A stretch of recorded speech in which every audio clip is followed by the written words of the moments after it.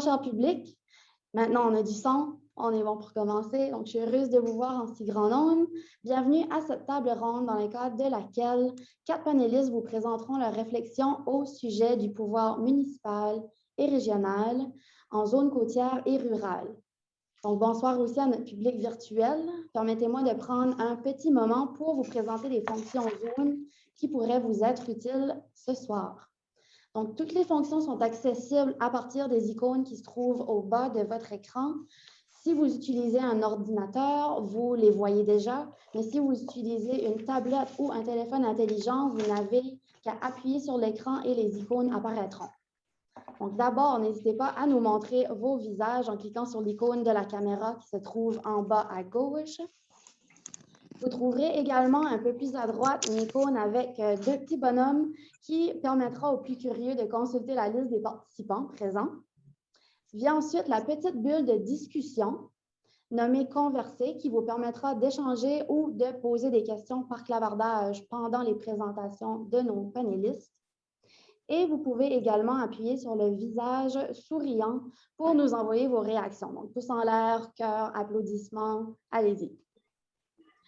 Enfin, on vous demanderait de désactiver vos micros pendant les présentations de nos panélistes pour préserver la qualité du son de tout le public. Donc, merci de votre compréhension à cet égard. Ceci dit, laissez-moi vous présenter brièvement nos invités. Donc, on a d'abord Frédéric Dion, directeur général de l'Association francophone des municipalités du Nouveau-Brunswick. Bonsoir, M. Dion.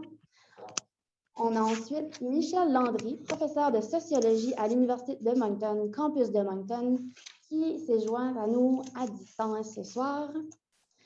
Nous avons également M. Jules Haché, maire de la Mecque et membre du Forum des maires de la péninsule acadienne. Bonsoir, M. Haché. Et enfin, le dernier mais non le moindre, Alain Deneau, professeur de philosophie et de sociologie ici même à l'Université de Moncton, campus de Shippagan. Donc, pendant la prochaine heure, vous aurez l'occasion d'entendre leur présentation. Viendra ensuite la période de questions. Donc, public à distance, n'hésitez pas à utiliser le clavardage tout au long de la table ronde pour y inscrire vos commentaires, vos réflexions et vos questions. Et parmi les messages reçus, on pourra en sélectionner quelques-uns pour les lire à voix haute suite aux présentations pendant la période de questions. Et vous aurez aussi à ce moment-là l'option d'activer vos micros pour poser vos questions de vive voix au panélistes. Donc, sur ce, je laisse nos invités répondre à la grande question qui leur est posée. Donc, quel pouvoir municipal et régional en zone côtière et rurale? Monsieur Dion, la parole est à vous.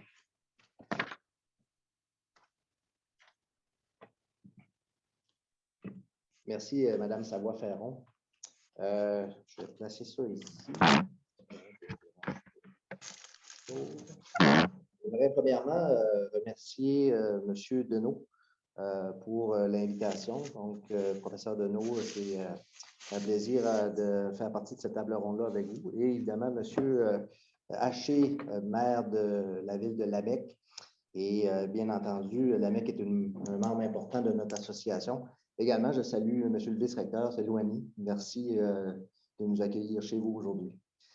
Je salue également par le fait même les gens qui participent à cette table ronde-là, donc les élus municipaux, mais aussi les candidats, candidates qui se présentent actuellement là, aux élections municipales qui se déroulent dans des conditions qui ne sont pas très évidentes, des conditions un peu difficiles, mais bon, la démocratie doit suivre son cours et ces élections-là sont nécessaires. On pense également aux gens au nord-ouest qui doivent encore, de leur côté, faire face à un confinement et le processus électoral est doublement compliqué dans ces circonstances-là. Je salue aussi par le fait même mon président, M. Soucy, que je sais en ligne ce soir. Donc, bonsoir Michel. Bon, c'est une bonne question qui nous est posée. Et je vous dirais que je vais débuter peut-être avec un petit brin d'historique. Il faut se rappeler que la plus grande réforme qu'il y a eu au Nouveau-Brunswick en matière de gouvernance locale et de fiscalité, du moins celle qui a eu le plus grand impact, c'est évidemment la réforme Chance égale pour tous, qui découlait du rapport d'une commission, de la commission Byrne, donc qui a, pendant quelques années, mené une analyse. Et il faut se le rappeler, c'était quoi le titre de cette commission-là? C'était la Commission royale d'enquête sur les finances et la taxation municipale. Donc, ce n'était pas nécessairement une réforme de la gouvernance, mais on cherchait plutôt à comprendre c'était quoi la taxation, les disparités aussi qui s'étaient creusées, qui existaient au Nouveau-Brunswick, et aussi pourquoi il y avait si grandes disparités entre les différentes régions dans notre province. Donc, c'était d'abord et avant tout une façon de voir comment le gouvernement du Nouveau-Brunswick pouvait s'assurer, comme la réforme le dit, de donner des chances égales à tout le monde et quelle politique publique devait être mise en place pour éliminer les disparités et apporter essentiellement le Nouveau-Brunswick dans le 20e siècle. Cette commission-là a proposé des changements qui ont éliminé les gouvernements de comté. Donc, essentiellement, on avait, oui, des municipalités, mais on avait surtout des gouvernements de comté qui contrôlaient, qui étaient responsables des principaux services à la population. Santé, éducation, services sociaux, quand il y en avait, justice, développement social, ainsi de suite. Et c'était donc des gouvernements régionaux et qui, basés sur les lignes de comté que l'on connaît là, au Nouveau-Brunswick, les 15 comtés, et qui géraient en fait un peu comme la province le fait actuellement. En fait, on avait probablement l'une des provinces les plus décentralisées. Et la réforme Chance égale pour tous a amené l'effet contraire. Donc, on a voulu centraliser ce qu'on appelait les services à la population à Fredericton, donc centraliser ces services-là qui allaient être offerts désormais par le gouvernement provincial. Et en faisant cela, on a évidemment aboli les gouvernements de comté et on a créé un vacuum. Donc, on a créé un vide au niveau des structures de gouvernance locale parce que celles qui existaient au niveau régional, qui avaient les plus grands pouvoirs, étaient éliminées. Et on a donc, il y avait quelques municipalités existantes, mais on a dû en créer davantage, donc d'en créer des nouvelles. C'est pour ça que dans les dernières années, là, on a eu beaucoup de municipalités qui ont fêté leur 50e anniversaire, ce qui était créé dans les années 66, 67, 68. Donc, une grande majorité de nos municipalités ont été créées à ce moment-là. Les communautés existaient, bien entendu, mais elles n'étaient pas incorporées sous forme de municipalités. Et donc, ces municipalités-là ont été appelées à offrir ce qu'on appelait des services de proximité, des services aussi même d'infrastructures essentiellement. Donc, on disait sécurité incendie, les eaux légaux, même on appelait ça des services de modernité dans certains cas parce qu'on commençait à s'organiser un peu, c'était tout nouveau ces services-là qu'on offrait sur une base locale. Et donc, ça a amené le développement de nos municipalités que l'on connaît aujourd'hui, mais c'est bien important de rappeler également que ce n'était pas une réforme de la gouvernance locale et que c'est une réforme qui était inachevée, incomplète. Il y a des recommandations dans le rapport Byrne qui n'ont pas été mises en œuvre. Donc, entre autres, je vais nommer ce qu'on appelait les conseils métropolitains. Il allait y avoir, oui, les districts de services locaux qui existent actuellement, mais il allait y avoir les municipalités, les DSL, et il y avait quand même des conseils de métropolitains, un peu, on pourrait dire, l'équivalent des CSR, mais c'était plutôt basé sur les grandes communautés d'intérêt et qui allaient être obligés de partager, d'organiser certains services sur une base régionale. Il y en avait 5, là, entre autres, mais ces structures-là n'ont pas été mises en place. Donc, il y a eu évidemment la fin du régime Robichaud, l'élection de Richard Hadfield, et bon, ça a tombé un peu là, dans l'oubli. Et on s'est aperçu, bon, au fil des années, les années 70 ont passé, 80, et déjà dans les années 80, on a commencé à voir les problèmes qu'avait laissé la réforme incomplète de Chance égale pour tous. Et là, on a eu depuis ces années-là, vous le savez, on le répète, multitude d'études et d'analyses de rapports qui n'ont jamais mené à une réforme importante de la gouvernance locale. Donc, essentiellement, on vit encore aujourd'hui au Nouveau-Brunswick avec des structures de gouvernance locale et régionale qui sont basées sur une réforme inachevée. Donc, on a en fait calqué notre développement et nos moyens de développement, c'est-à-dire sur quelque chose qui n'est pas complet. On le sait aujourd'hui, en 2021, le présent gouvernement a annoncé une réforme de la gouvernance locale qui va toucher également la fiscalité Et c'est la première fois, peut-être depuis le rapport FIN, la commission FIN de 2008, qu'il y a un véritable exercice. Donc, il y a beaucoup d'attentes qui ont été créées par rapport à ça. Et bien entendu, il y a plusieurs enjeux qui entrent en jeu par rapport aux changements qu'on veut voir mis en œuvre. Je vais faire un petit, je vais aller de côté pour vous présenter un peu la position de l'Association francophone des municipalités et je vais faire référence aussi à quelques enjeux importants. Quand j'ai parlé de réforme inachevée, par exemple, aujourd'hui au Nouveau-Brunswick, on a 30 de notre population qui vit dans les territoires non incorporés, qui n'ont pas accès à un gouvernement local, qui n'ont pas le pouvoir de décision et qui relèvent directement de Fredericton pour justement tous les services qu'ils reçoivent. À défaut, dans certains cas, oui, on a des ententes avec la municipalité voisine, mais les gens essentiellement dans ces territoires-là n'ont pas un mot à dire. C'est la province qui décide.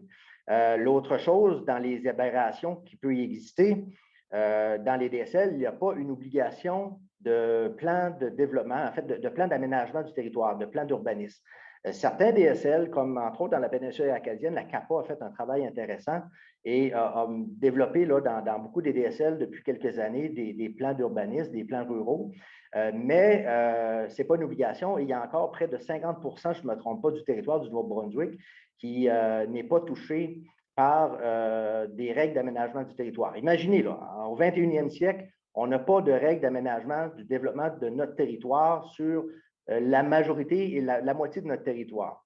Ce qui veut dire que depuis 50 ans, on prend des décisions à la pièce sur des développements, des constructions d'infrastructures, sur des projets même de développement économique, sans avoir une cohérence, sans avoir une vision de comment on veut développer ce territoire-là et sans non plus tenir compte des nouvelles réalités, par exemple, environnementales et des changements climatiques. Donc, si on revient du pourquoi d'une municipalité, là, aujourd'hui, au 21e siècle, j'ai parlé que dans les années 60, on leur donnait des services à la propriété. C'était ça leur principale responsabilité. Mais bien entendu, le rôle des municipalités a considérablement évolué au cours de ces 50 dernières années-là. Les municipalités, ce sont des véhicules de développement, ce sont des outils pour offrir des services de proximité, des services, oui, aux propriétés, donc d'infrastructures, mais aussi des services aux citoyens. Quand on pense aux arts et à la culture, quand on pense au niveau sport et loisirs, bien entendu, quand on pense à tout l'événementiel, le vivre ensemble, au développement économique, l'immigration, le transport collectif. Donc, ce sont tous des enjeux qu'aujourd'hui, une municipalité doit jouer un rôle. Vous allez me dire, l'immigration, qu'est-ce qu'une municipalité fait en immigration? Bien, excusez-moi, mais en immigration, si au niveau local, on n'a pas les structures et les outils pour l'accueil et permettre aux nouveaux arrivants de bien s'intégrer dans la communauté, bien, on va rater notre coup. Et qu'est-ce qui fait la différence aujourd'hui au Nouveau-Brunswick entre les petites et les grandes municipalités ou les grandes entités et dans les entités où, en fait, dans les territoires non incorporés? Regardez les grandes villes, Moncton, Fredericton, Saint-Jean, elles ont des stratégies de développement économique, elles ont des stratégies au niveau de transport collectif, au niveau de l'immigration, elles s'occupent de services qui sont nécessaires à des municipalités au 21e siècle, alors que dans les régions rurales, on est encore à se demander si on doit s'organiser et se regrouper et avoir même des plans d'aménagement sur notre territoire. On est vraiment là, encore 30, 40 ans en arrière, et il est temps, comme on dit, de donner un coup de barre. Et c'est pour ça que je reviens finalement à la position de l'Association francophone des municipalités. La semaine passée, on a tenu, 2 semaines passées, on a tenu une assemblée générale spéciale de nos membres. L'idée était de se positionner un peu dans le cadre de la réforme, pas juste un peu, mais très précisément dans le cadre de la réforme municipale de la gouvernance locale, c'est-à-dire qui est entamée. Et on avait 3 options qui étaient sur la table. Bien, évidemment, on remonte à loin. On avait plusieurs options. On a circonscrit, on a éliminé certaines des options et on est arrivé avec 3 options qui ont été présentées aux 50 municipalités membres. Donc, il y a 104 municipalités au Nouveau-Brunswick. Il y en a 50 qui sont membres de la FMNB. Et finalement, l'option qui a été retenue, le premier constat, première chose, c'est que le premier constat que les membres ont dit, c'est que la réforme de la gouvernance locale au Nouveau-Brunswick, elle ne se fera pas sur une base volontaire. Oublions ça, ça ne fonctionne pas. Il n'y a aucune réforme de la gouvernance locale dans aucune juridiction qui s'est faite sur une base volontaire. c'est plate à dire, mais c'est comme ça. Et c'est le gouvernement provincial, et on déteste cette expression-là, mais les municipalités sont des créatures de la province. Ce ne sont pas des entités reconnues dans la Constitution canadienne. Donc, c'est la province qui doit prendre ces décisions-là. Et ça n'arrivera pas à la pièce comme on le fait depuis 25-30 ans. L'autre chose, le vote, finalement, le résultat, c'est de dire il faut reprendre le rapport Finn, qui est probablement le meilleur exercice d'analyse et les meilleures propositions qui ont été mises sur la table dans, disons, les 25 dernières années au niveau de cette réforme-là qui est nécessaire. Et actualisons le rapport Finn. Il faut apporter des nuances, parce que dans le rapport Finn, des fois, il y a des régions là, qui sont un peu, savoir, bon, quand on pense à Negwa, quand on pense à Rogersville, qu'on a mis dans la région de Miramichi, bon, Rogersville travaille davantage avec la région du comté de Kent, même chose avec Negwa, qui est maintenant avec la péninsule acadienne depuis la création des CSR en 2013. Après ça, Kedgewick-Saint-Quentin aussi, bon, on les met dans le nord-ouest, on les met dans le Restigouche. Il faut se poser la question au niveau linguistique, la région de Richibouctou. Est-ce qu'on les met dans la même municipalité? Est-ce qu'on va noyer un peu les communautés francophones? Il y a un risque aussi à ce côté-là. Et c'est pour ça qu'il y a quelques nuances à apporter au rapport Finn. Mais essentiellement, les membres ont dit le rapport Finn, c'est quand même la meilleure proposition. C'est un outil intéressant et il faut réduire considérablement le nombre d'entités municipales et, bien entendu, les DSL au Nouveau-Brunswick. Il faut la pleine municipalisation. Donc, la FMNB a toujours demandé cette pleine municipalisation-là, mais on n'avait jamais précisé exactement comment on devait la faire. Souvent, on a demandé une approche volontaire, mais on est arrivé à la conclusion, les membres arrivent à la conclusion que ça ne fonctionne pas et ça ne fonctionnera pas. Je ne sais pas combien de temps j'ai encore. Lisa, si tu peux me dire. Un petit 2 minutes. Bon, OK. Je vais juste dire que 80 c'est un mandat fort. En fait, c'est une position forte plutôt. Et que si on a 80 de nos membres qui pensent ça, c'est parce qu'il y a des petites municipalités qui acceptent de dire, nous, malheureusement, on est conscient qu'on ne peut plus fonctionner dans l'état actuel des choses. Si on veut que notre communauté survive, notre région se développe, il faut se regrouper, on n'a pas le choix.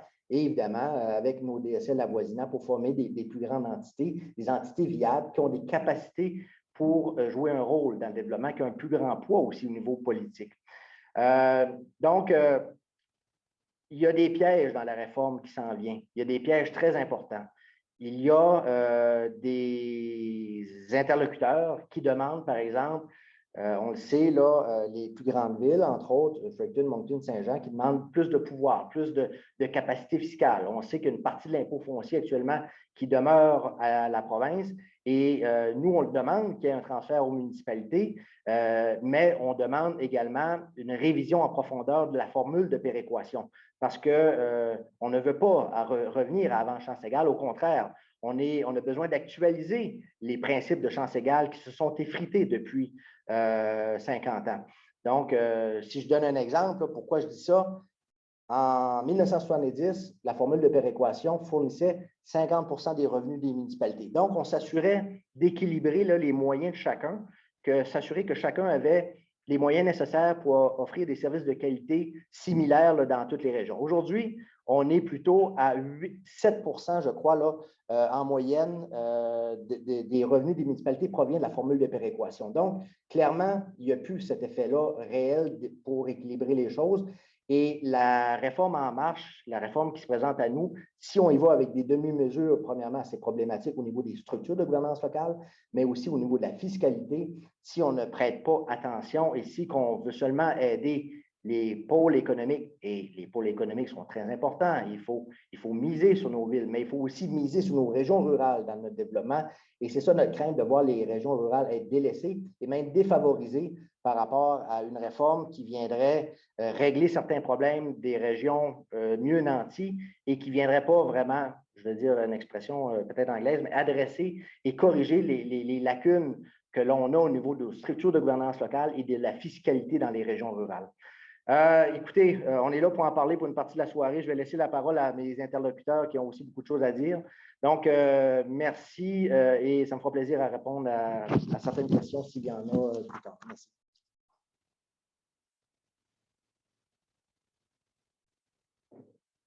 Merci, M. Dion, d'avoir nourri notre réflexion au sujet de la municipalisation. Et sur ce, je laisse la parole à Mme Michèle Landry. Oui, bonjour tout le monde à Chipagan. J'aimerais beaucoup être avec vous, évidemment. Aussitôt que cette pandémie sera terminée, je vous promets une petite visite. Alors, est-ce que vous voyez bien mon écran? Oui. OK, oui. Alors, ma présentation est un petit peu plus formelle là, parce que Alain Deneau, que je remercie pour l'invitation, a évoqué un article que je viens de publier avec Julie Guillemot, des résultats de recherche sur justement les débats autour de la municipalisation au Nouveau-Brunswick. Alors, ma présentation se veut plus précisément, là, je ne sais plus trop comment changer. OK, je pense que comme ça va marcher. Alors, ma présentation est plutôt donc une présentation plus formelle de résultats de recherche. Alors, Frédéric en a parlé brièvement. Les municipalités ont des rôles qui sont plus traditionnels, puis d'autres qui se sont développés avec le temps. Donc, au Canada, il faut comprendre que les municipalités ont été créées d'abord et avant tout dans une logique de livraison de services de proximité puis de gestion du territoire local.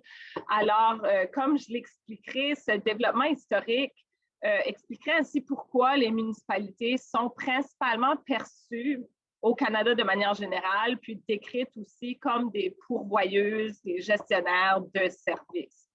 Alors, les principales responsabilités des municipalités sont en effet de procurer des services qu'on dit durs, l'entretien des routes, la gestion des déchets, la gestion de l'eau, etc., des services locaux en matière de sécurité, puis des services liés au transport, que ce soit l'entretien, le nettoyage des rues ou la signalisation, ou la gestion même des stationnements.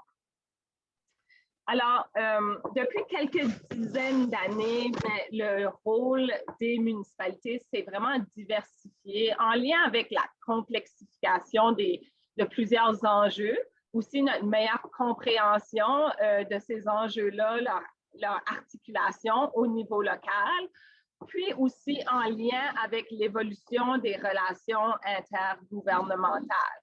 Donc, en plus des services plus typiques, plus traditionnels des municipalités que vous voyez dans la colonne de gauche, les municipalités sont impliquées à différents niveaux aujourd'hui dans plusieurs dossiers, que ce soit le développement économique local régional, l'installation des nouveaux arrivants, comme l'évoquait Frédéric, les activités culturelles, les services récréatifs, arénas, terrains sportifs, terrains de jeux, santé, musées, et puis l'aménagement linguistique aussi, ce qui est important au Nouveau-Brunswick, mais très peu mobilisé par les municipalités en ce moment. Il faut comprendre que les municipalités n'ont pas nécessairement la compétence exclusive de ces dossiers-là, mais elles y jouent un rôle important selon leur capacité, selon leur partenariat avec d'autres acteurs.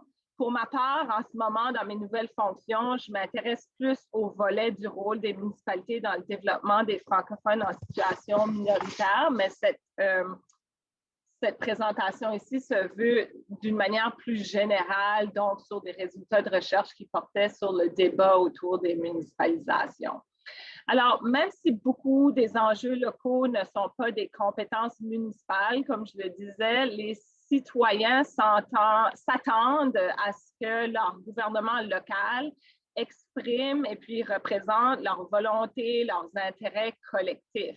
Alors, si on veut résumer en gros en deux grandes catégories les deux principaux rôles des municipalités, on peut réduire donc leur rôle à s'occuper, fournir, gérer les services, des programmes, l'infrastructure réglementée à l'échelle locale, mais aussi de l'autre côté à procurer des mécanismes qui permettent aux citoyens de s'exprimer, de débattre puis de résoudre des enjeux et des problèmes locaux. Donc, cette question de représentation politique.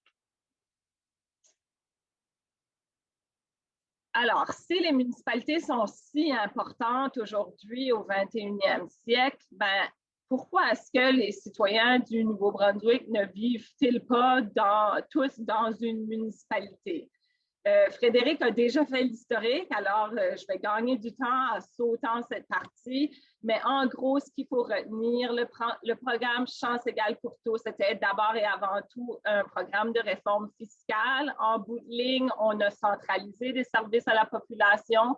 Puis, on a aboli des conseils de comté parce qu'on n'en avait plus tellement besoin, mais il y a une population résiduelle qui est restée à l'extérieur des entités municipales et qui ont été divisées dans des entités administratives qu'on appelle des districts de services locaux. Et puis, les théories modernisatrices à cette époque-là nous font penser que probablement qu'on ne pensait pas qu'en 2021, il y aurait encore 30% de la population du gouvernement qui habite à l'extérieur des municipalités.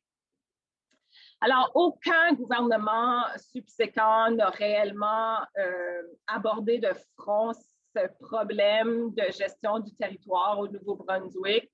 Seul le gouvernement conservateur de Bernard Lord, à la suite d'un rapport qui avait été commandé par le gouvernement libéral précédent, a adopté donc un règlement sur la constitution et la restructuration d'une communauté rurale qui donc permet au DSL de se regrouper entre DSL ou avec une municipalité existante en respectant certains seuils de population et d'assiette fiscale pour constituer un nouveau statut de municipalité qu'on appelle communauté rurale.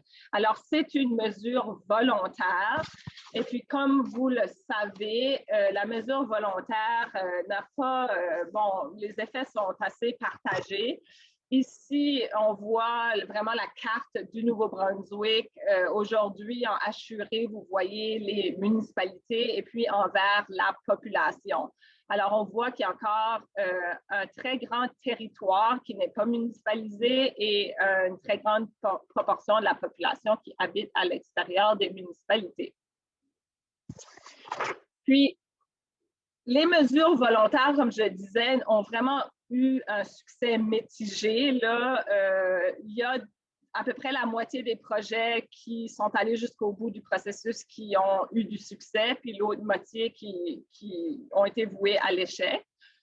Si on regarde les données du recensement, disons si on compare le recensement le plus proche du nouveau règlement de 2005, donc celui de 2006, au dernier recensement de 2016, il y a seulement une augmentation de 6% de la population qui s'est municipalisée entre ces deux recensements-là. Alors, on ne peut pas dire que la mesure volontaire n'a réellement fonctionné.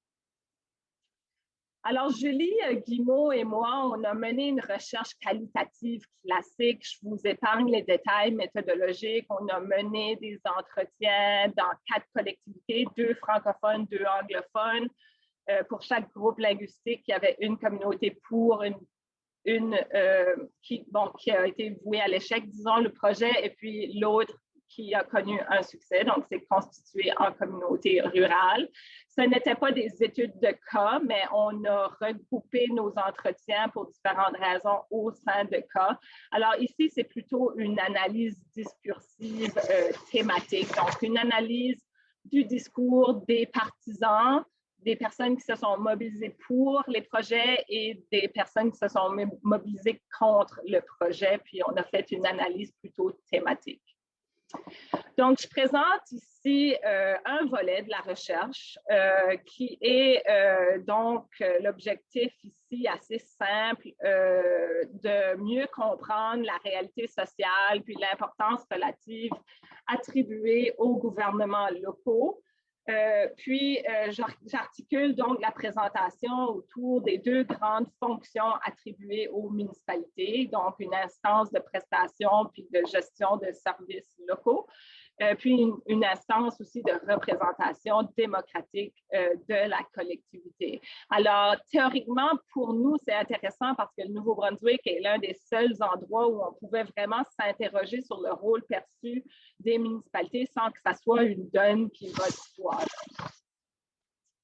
Alors, nos premiers constats, c'est vraiment que les opposants et les partisans participants discutent essentiellement des mêmes thèmes. C'est vraiment l'interprétation des enjeux qui est différente. Dans les figures ici, vous voyez simplement nos codes qui sont liés à des enjeux, puis le pourcentage de participants en faveur ou contre le projet de communautés rurales qui ont évoqué ces thèmes-là. Alors, vous voyez, il n'y a pas une très grande différence dans les enjeux qui sont abordés par les participants pour et les participants contre.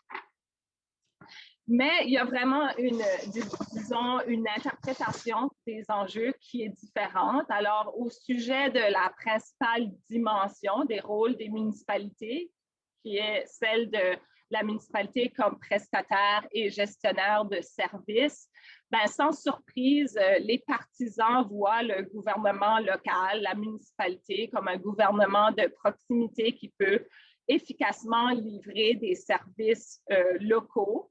Mais on trouve encore cette prédominance de la gouvernance locale comme prestataire de services durs, donc le transport, la gestion des déchets, etc. Cependant, chez les partisans, donc les gens qui sont en faveur de la municipalisation, il y a quand même une vision plus étendue des services. Alors, les partisans nous ont plus parlé des nouvelles fonctions là, qui se développent dans les municipalités depuis les dernières dizaines d'années par rapport au développement du tourisme ou d'autres industries, d'éviter de compétitionner entre collectivités voisines, d'optimiser l'usage des ressources humaines et matérielles, puis donc d'améliorer aussi l'offre de services aux citoyens en se regroupant. Mais pour les opposants, les municipalités servent aussi principalement aux services de base, mais ce qui ressort de leur discours, c'est que ces services-là peuvent être gérés à un autre niveau. Que dans le fond, ce qui ressort, c'est que le gouvernement local n'est pas nécessaire, que ces services pourraient très bien être gérés, soit régionalement ou encore au niveau de la province. Puis, on voit beaucoup la municipalisation comme un processus ou des entités qui amèneraient justement plus de règlements puis qui limiteraient le mode de vie rural. Alors, ce qui sort des discours. Je ne vais pas tout donner les extraits de verbatim, mais si vous avez le temps de les lire, vous voyez en quoi, on a mis quelques citations pour exemplifier le discours assez général qui est ressorti de notre étude. La question des services est donc centrale, mais elle est fortement associée à la question des impôts. En fait, je pourrais dire que même si dans les médias, on a beaucoup mis de l'avant l'enjeu des taxes, cet enjeu de l'impôt foncier est tributaire de la question des services. Alors, on a très peu discuté de l'enjeu des taxes en soi. Elle est habituellement tributaire à la question des services. Alors, on ne veut pas, par exemple, que les impôts issus d'une localité servent à payer les services de d'autres localités. Il faut aussi comprendre que l'impôt foncier, de manière générale, et puis ceci vient d'autres études, d'autres contextes ailleurs au Canada, même en Angleterre, l'impôt foncier est généralement la forme de taxation la plus impopulaire. Elle est considérée comme arbitraire, puis elle est aussi impopulaire parce qu'elle n'est pas modulée selon la capacité de payer. Comme l'impôt sur le revenu, il y a des paliers d'imposition selon la capacité de payer, ce qui n'est pas le cas avec l'impôt foncier. Chez les partisans, ce qu'on retrouve, c'est vraiment plus l'idée de reconnaître l'expression et la volonté des citoyens dans la gestion de ces taxes-là. Donc, on veut on veut avoir un mot à dire dans la gestion et dans l'utilisation de l'argent qui provient des impôts. Les acteurs en faveur de la municipalisation cherchent plus de pouvoir, de légitimité, dans les décisions qui sont relatives à l'utilisation des impôts fonciers, mais aussi des autres revenus Ils font référence au renforcement des capacités à gérer, à promouvoir le développement local. Puis ici, il s'agit vraiment d'une question qui est en lien avec l'expression politique de la communauté. Alors, j'en arrive donc à la deuxième dimension, le rôle de la municipalité comme institution politique. Alors, au-delà de la question des services, les opposants comme les défenseurs des projets de municipalisation reconnaissent qu'un conseil élu donne davantage de pouvoir que toute autre forme de représentation. Mais la représentation par les élus n'est toutefois pas toujours considérée comme une vertu dans un DSL. On associe d'abord cette idée à de la bureaucratie, à une multiplication des étapes, à des paliers inutiles, ainsi qu'à même à une perte de pouvoir dans un certain sens. Alors, je m'explique. Dans le discours des opposants au projet de communauté rurale, on remet beaucoup en question les principes acquis relatifs à la démocratie locale. On voit même la représentation par des élus comme menaçant le pouvoir communautaire local. La vie communautaire serait ou pourrait être assez bien gérée par des comités, par exemple, ou encore le poids d'un représentant de la communauté ne serait pas assez suffisant pour réellement représenter leurs intérêts au sein d'un conseil municipal. Alors, on craint vraiment une perte de pouvoir local, mais je dirais ici, on est dans l'archi-local, on est dans la petite localité. Puis évidemment, chez les acteurs favorables au projet de municipalisation, on y voit un gouvernement de proximité, une institution qui est garante du développement de la collectivité et puis capable d'exprimer et de représenter les intérêts de cette collectivité-là. Alors, ces remises en question des principes mêmes de la démocratie locale sont en fait une discussion sur la consistance de la collectivité, c'est-à-dire les frontières de la communauté. C'est quoi la communauté? Donc, dans mon jargon à moi, le politique au niveau local. La définition des projets collectifs, nous disent plusieurs auteurs à l'échelle du Canada, implique pourtant que des acteurs partagent une identité commune en relation à un territoire, une conscience territoriale qui les amène à réaliser des projets en association.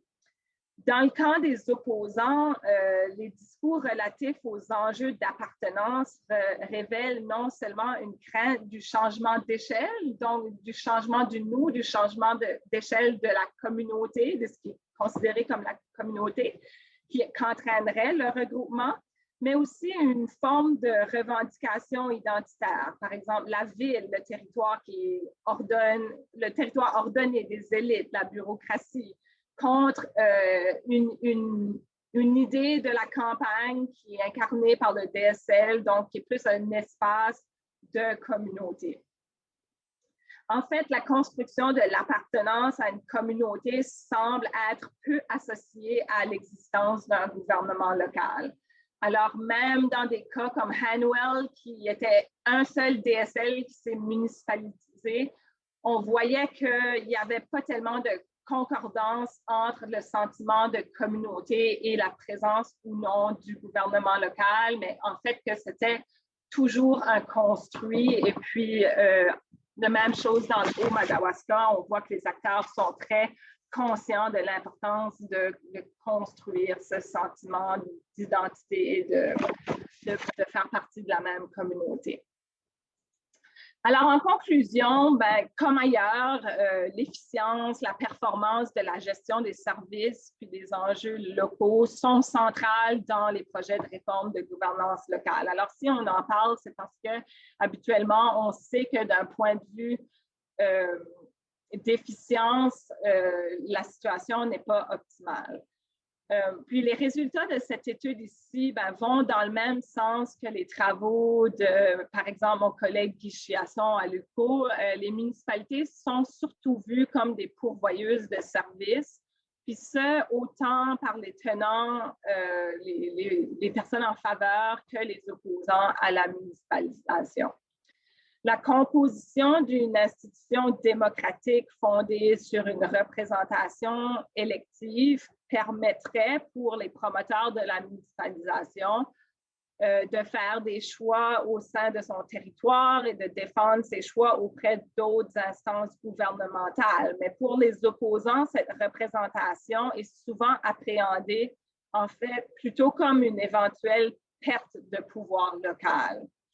Alors, l'opposition au projet de communauté rurale, en fait, ce qu'on a trouvé, c'est qu'elle s'articule davantage autour des regroupements. Puis, en fait, pour le dire clairement, il n'y a aucun participant à notre étude qui était réellement contre la municipalisation de leur localité. Le discours s'articulait autour de ces projets-là, mais quand on a analysé nos données, on a réalisé que les gens étaient en fait opposés au regroupement et non vraiment à l'idée d'avoir un gouvernement local, malgré tout ce qui se disait autour de la peur de perdre du pouvoir local.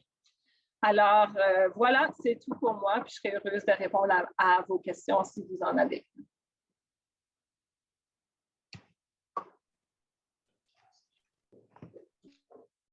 Merci beaucoup, Michel. J'ai bien hâte d'entendre vos questions, moi aussi, tantôt. Donc, sur ce, je laisse la parole à M. Jules Haché.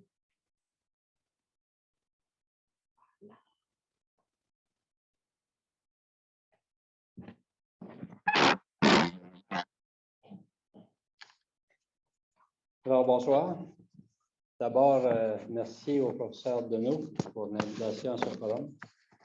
Merci également à la direction de l'Université Campus-Chupagan pour supporter ces initiatives. Et bonsoir, M. Salvini. Merci de votre présence.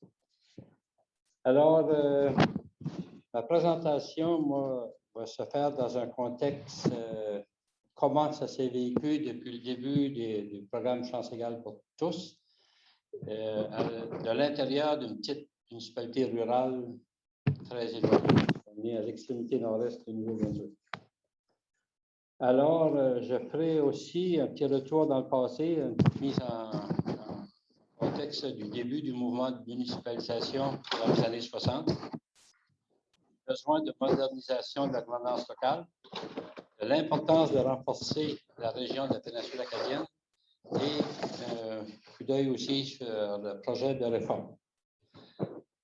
Alors, comme ce vol historique, la naissance de petites municipalités en région rurale est le fruit du programme Chance égale pour tous du gouvernement de M. Louis Robichaud depuis les années 60. La commission Burns, commandée par le gouvernement de Nouveau-Brunswick, confirmait dans son rapport l'inégalité flagrante du taux de taxation et de services entre les régions. Le nord de la province, très dispersé en petites communautés rurales, était particulièrement affecté par cette condition de vie. Soucieux de l'opportunité de se prendre en main et d'améliorer leur sort, les leaders de nombreuses petites communautés ont pris l'initiative de se constituer en municipalité. À cette époque, la vie communautaire pouvait presque s'autosuffire à partir de son village. Les agglomérations sont alors constituées ne couvraient souvent qu'une très petite partie d'une paroisse. Dans les années 60, là, on ne se déplaçait pas tellement loin, pas comme aujourd'hui pour aller chercher des services, produits ou services. On trouvait presque tout au magasin général, mais ça n'existe plus. Le programme Chance égale pour tous a rapidement permis un développement local et régional. Entre autres, le développement d'entreprises locales qui favorisait jusqu'à un certain point l'esprit d'autosuffisance dont je mentionnais au début. Par contre, en même temps, le développement routier, le développement commercial et industriel et un développement des services publics régionaux ont favorisé les déplacements sur un plus vaste territoire pour se procurer biens et services. Par exemple, si on prend en considération l'arrivée des écoles polyvalentes, comment ça a permis de couvrir un grand territoire, de commencer à mélanger les gens de la nouvelle génération, puis à créer des pôles plus régionaux. Rapidement, l'offre de services grandissante dans les différentes sphères de la société a mené une certaine compétition entre les communautés et, bien entendu, a apporté une nouvelle disparité entre les centres urbains et régions rurales. Cette disparité se remarque aussi en région si on compare les municipalités plus populeuses où se concentrent davantage les entreprises et les services publics. Alors, c'est la force de chaque municipalité, à un moment donné, prenait de l'importance. Les communautés non constituées, à mon avis, sont non seulement les grandes perdantes de ces changements, mais cette situation affecte aussi toutes nos petites municipalités en régions éloignées. Dans les années 60, les gens ont quitté la ferme et la campagne pour se rapprocher des villes et des villages où étaient les emplois et les services. Les petites municipalités dans le sillage des grandes villes ont développé des services aux citoyens, soit des bibliothèques, terrains de jeu, parcs, centres sportifs, activités culturelles, ainsi de suite. Parallèlement, la capacité de posséder chacun sa voiture a progressivement porté les gens à se déplacer toujours plus loin pour une plus grande variété de services. Par exemple, les gens ont graduellement délaissé les dépanneurs de rang pour se rendre à des lieux plus achalandés offrant plus de services. Devant cette indépendance personnelle accrue, nombreux sont les ménages qui ont choisi de s'établir à l'extérieur des municipalités, d'une part pour éviter des coûts pour les services et d'autre part pour avoir son petit coin tranquille tout en profitant des services qui étaient juste à côté. Aujourd'hui, ce phénomène ne cesse de s'accentuer et les conséquences sur les centres de services sont grandissantes. Les coûts d'entretien des services et de remplacement des infrastructures ont fortement grimpé et le nombre de payeurs a constamment diminué. Actuellement, un grand défi pour nos petites municipalités est de pouvoir maintenir une qualité de service et d'offrir davantage de services si on veut à la fois retenir notre population et attirer des jeunes pour qu'ils s'établissent à l'intérieur des municipalités. Si on prend l'exemple chez nous, sur les îles de Miquimisco, il y a 2 municipalités et les 2 ensemble comptent seulement pour 37% de la population. Pour un besoin de modernisation, alors je suis d'avis qu'il y a un besoin urgent de modernisation au niveau de la structure, au niveau de la fiscalité, de la gouvernance locale. Et je tiens à le souligner, un besoin essentiel de changer la perception de la ruralité. La loi, la structure et le régime fiscal qui régissent les municipalités n'ont pas suivi l'évolution de tous les changements sociaux et de développement qui ont pris place depuis les années 60-70. Aucun gouvernement jusqu'à date n'a pris la responsabilité d'apporter les changements nécessaires pour permettre aux municipalités de progresser à un rythme équitable. Les milieux ruraux sont spécialement touchés si on les compare aux grands centres urbains qui jouissent d'une plus grande autonomie. Pourtant, les nombreuses études et projets de modernisation, soit environ 25, démontrent le besoin et la volonté des municipalités dans leur quête pour contribuer au renforcement des régions et par le fait même au renforcement de la province. Encore aujourd'hui, les hauts dirigeants, très influencés par le lobby des grandes entreprises, pensent que la richesse des régions passe par la richesse des grandes villes. L'auteur Roméo Bouchard, dans son ouvrage « Y a-t-il un avenir pour les régions ?» cite une étude qui démontre qu'il faut cesser de croire à cette théorie. Quelqu'un connaît-il un exemple d'un investissement à Saint-Jean, par exemple, qui ait apporté quelque chose de spectaculaire de la péninsule acadienne? M. Bouchard explique également qu'il a démontré que les régions éloignées paient plus d'impôts qu'elles ne reçoivent de transferts gouvernementaux. De plus, les impôts provenant des régions éloignées servent aussi à payer des investissements et des services dans les grands centres urbains. Non seulement les gens des régions ruraux contribuent aux investissements dans les grands centres, mais il y en coûte plus cher aux personnes des régions éloignées pour obtenir ces services. L'apport économique d'une région est associé à sa contribution au produit intérieur brut de la province. Une étude de l'économiste Pierre-Marcel Desjardins, commandée par le Conseil économique du Nouveau-Brunswick en 2015, démontre que la participation du nord de la province, et l'étude couvrait la région d'Edmundston à Miramichi, au produit intérieur brut du Nouveau-Brunswick est de l'ordre de 37 %. Cette étude fut réalisée après la fermeture des principales mines de la région de Bathurst et de moulins à papier, dont Miramichi et Dalhousie. Plus encore, l'étude démontre que le Nord est responsable du produit intérieur brut produit par le Sud dans l'ordre de 12 % à cause des nombreux services que la population du Nord consomme dans le sud de la province. Si on additionne tous de la même façon, 37 % plus 12 %, ça égale 49 % du produit intérieur brut du Nouveau-Brunswick. Où sont les principes de chance égale pour tous? À quand le retour du balancier, ou du moins une certaine équité? Le premier ministre du Nouveau-Brunswick a mentionné que la province serait une province forte lorsque toutes les régions seraient fortes. Comment la capacité de développement en région peut-elle être équitable lorsque les investissements et les politiques ne favorisent que les grands centres urbains du sud de la province?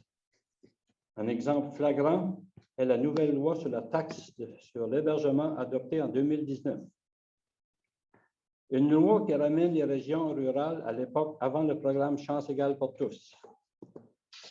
Voici une explication de cette taxe. Le secteur touristique demandait une taxe sur l'hébergement depuis environ une dizaine d'années. On demandait une taxe qui soit perçue par la province de façon universelle et redistribuée équitablement entre les régions. La nouvelle loi adoptée en 2019 a donné aux municipalités le pouvoir d'appliquer cette taxe. La taxe, de plus, était volontaire dans les DSL. Par exemple, une ville comme Moncton, avec un seul arrêté municipal, a le potentiel de percevoir un revenu de 2 à 3 millions de dollars par année pour le tourisme. Suffisamment d'argent pour administrer la collecte. Dans la péninsule acadienne, si les 14 municipalités acceptent de participer à cet exercice et que tous les hébergements situés dans les DSL, soit 37 % je pense, acceptent volontairement d'y participer, l'Office du tourisme de la péninsule acadienne a espoir de recueillir à peine 200 000 $ pour la promotion du tourisme de toute la péninsule. À partir de ce maigre revenu, s'il est atteint, l'Office du tourisme de la péninsule acadienne devra assumer le travail de sensibilisation auprès des entreprises d'hébergement dans les DSL, s'occuper de la collecte de cette taxe et surtout, avec ce maigre revenu, compétitionner sur le marché du tourisme avec non seulement les régions du sud du Nouveau-Brunswick, mais de l'île des Princes-Édouards, de la Nouvelle-Écosse, la Gaspésie, le Bas-Saint-Laurent, ainsi de suite. Alors, maintenant, un petit mot sur le développement d'une force régionale. Si le renforcement des régions, des sous-régions est essentiel, il en va de même pour la région de la péninsule acadienne. La péninsule acadienne compte 48 000 habitants. Si on fait exception de la ville de Tracadie avec 16 000 personnes, 11 des 13 autres municipalités comptent moins de 1 700 habitants, dont 7 en contiennent moins de 1 000. Il faut ajouter 15 000 personnes, soit 30 % de la population qui habite dans 32 DSL. Cette situation limite énormément la capacité de développement. Je suis persuadé que cette faiblesse du système affecte plus fortement les petites communautés rurales que les grands centres qui comptent beaucoup plus d'habitants, d'industrie et de commerce. Ils possèdent une plus grande autonomie. Pour doter la péninsule acadienne d'une capacité de prendre en main son avenir, il est impératif d'abord que toute la population et le territoire soient intégrés au sein d'une municipalité, que celle-ci soit diminuée de sorte à former un noyau de municipalité plus viable et plus forte. C'est-à-dire que la péninsule acadienne doit parler d'une seule voix sur les dossiers qui touchent l'ensemble du territoire. CSR pilote actuellement un projet en ce sens. Des priorités dans différents secteurs tels que les services publics, l'immigration, les infrastructures et l'industrie, le développement durable, de l'aménagement du territoire, la culture, les sports, ainsi de suite. Suite aux élections municipales du 10 mai prochain, il est à souhaiter que les nouveaux élus adhèrent à cette approche. Au sujet de la nouvelle réforme, alors le nouveau ministre de la gouvernance locale et de la réforme a l'occasion de marquer l'histoire, au même titre que l'a marqué le programme de chance égale pour tous il y a une soixantaine d'années. Son gouvernement aura-t-il les convictions nécessaires pour établir une équité entre les régions? Les espoirs sont immenses et les craintes le sont tout autant. Les décisions centralisatrices favorisant les grandes villes du sud de la province sèment un doute inquiétant. Et la loi sur la taxe de l'hébergement en est un exemple.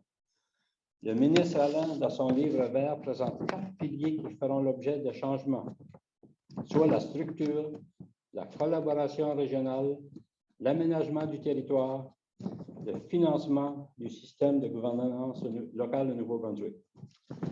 Le ministre assure également que les principes suivants seront respectés. Le principe des chances égales pour tous en assumant un traitement juste et équitable. Le renforcement de la capacité de gouvernance locale, l'identité des collectivités respectées, dont le principe reconnu par la loi reconnaissant l'égalité des 2 communautés linguistiques officielles du Nouveau-Brunswick, puis une diminution des entités locales. Nous sommes actuellement 340 entités au Nouveau-Brunswick. Parmi les 7 options que présente le ministre, celle qui me semble le plus logique et réaliste est l'application du rapport sur la réforme municipale proposée par M. Jean-Guy Finn en 2008. M. Finn recommandait une pleine municipalisation tout en diminuant de façon importante le nombre d'entités dans la province. Le rapport Finn précise que des critères basés sur un nombre minimum de population, soit 4 000, et un seuil minimum d'assiette fiscale évalué aujourd'hui à 300 millions, permettrait une nouvelle municipalité d'être viable à long terme. D'ailleurs, la position que supporte l'Association francophone des municipalités, suite au résultat d'une étude des chercheurs et économistes, M. André Leclerc et M. Pierre-Marcel Desjardins. Et de prendre des décisions pour les générations futures.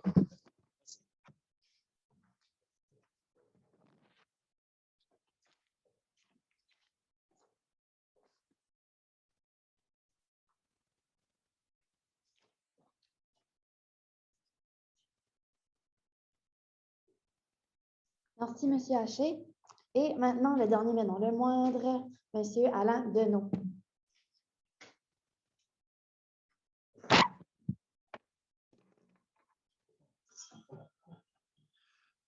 Bonsoir.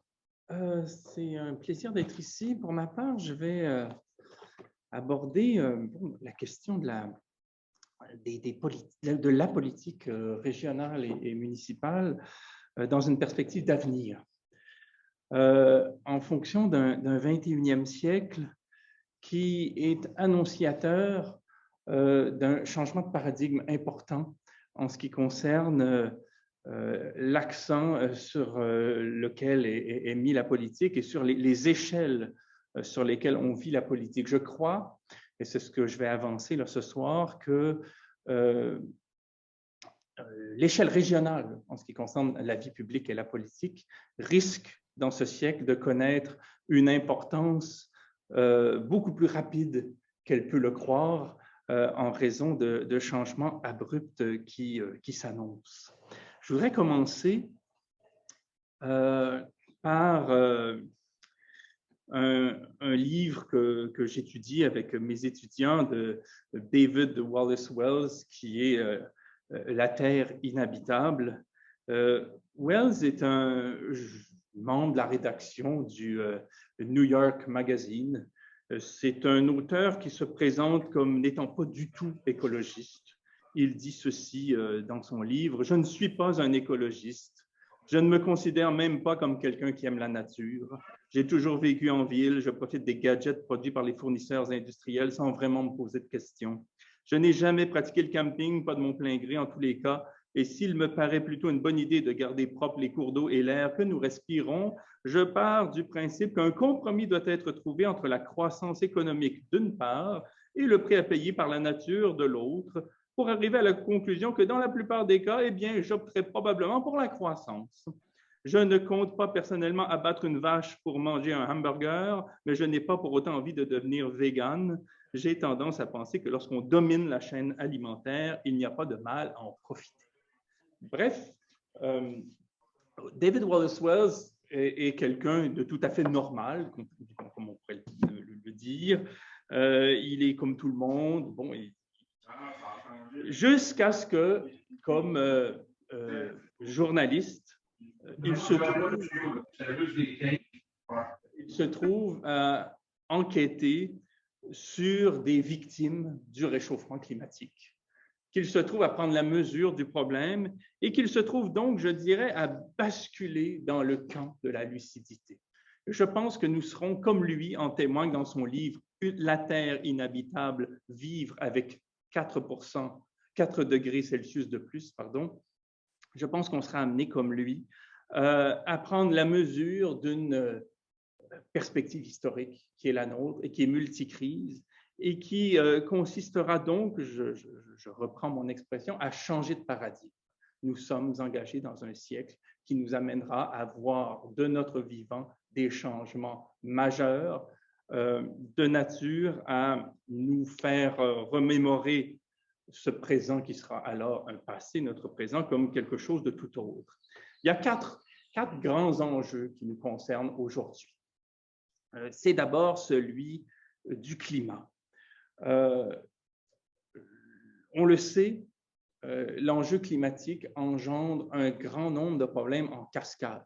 Le réchauffement de la planète de 2, 3 ou 4 degrés de plus que n'était sa situation au début de l'ère industrielle engendre comme conséquence, on le voit déjà, des sécheresses, des canicules, des incendies de forêt, des raz-de-marée, des ouragans, une réduction de la forêt, une fonte des glaciers, une montée du niveau des eaux, et ensuite des problèmes sociologiques, la présence de plus en plus étendue de terres, de territoires inhabitables, les réfugiés environnementaux et climatiques qui s'ajouteraient, selon des perspectives, à des tensions sur un plan civil, et quoi encore, la migration d'espèces redoutables. Et tout cela se profile d'une manière exponentielle. C'est très souvent, on a tendance à parler de cet avenir-là comme étant, au fond, du domaine des défis que connaîtront nos petits-enfants, en disant, bon, l'avenir, mais ce n'est pas l'avenir, d'abord pour l'Afrique subsaharienne. S'il vous plaît, on vous demanderait de couper les micros là, si vous êtes à la maison.